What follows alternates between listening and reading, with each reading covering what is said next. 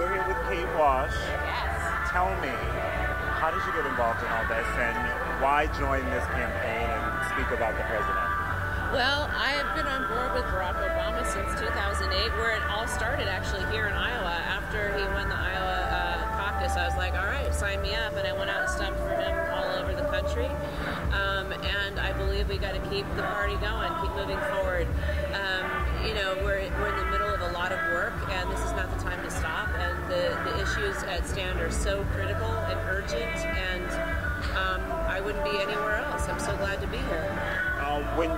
You're introducing John Mellencamp today, yes, I am. But will you speak a little bit about... Speak a little bit. You're going to hear me ramble on a little bit about my story and why I am here and why I feel so passionately about this election and about our president. Aaron was telling me a little bit about your story, not a whole lot, so tell me just a little bit about you and the message you will share.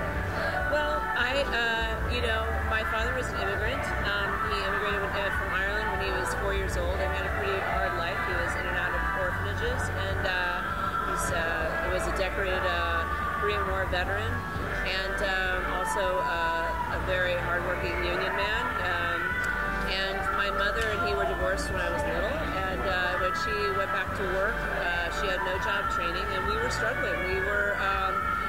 We were not only one of the 47%, but we were one of the families that that needed food stamps and Medicare and Medicaid. And she was also got job training by at that time a federally subsidized program called CETA to get her trained to go back out in the workforce. And if it wasn't for that and the other subsidies like daycare centers and public schools where I went, which at that time in the 70s wasn't happening, we wouldn't have, I don't know what would have happened to us.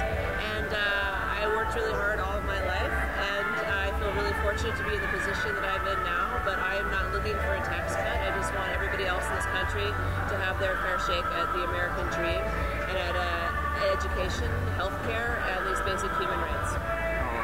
Now that we got that out of the way, just a little bit about private practice. Rambling on, yeah. Yeah, the last season for you guys. Yes. Where are you guys in shooting right now, and how close are you to being done with all of that? We have 3 more episodes left. We're shooting our 11th episode right now, and yeah, it's pretty crazy.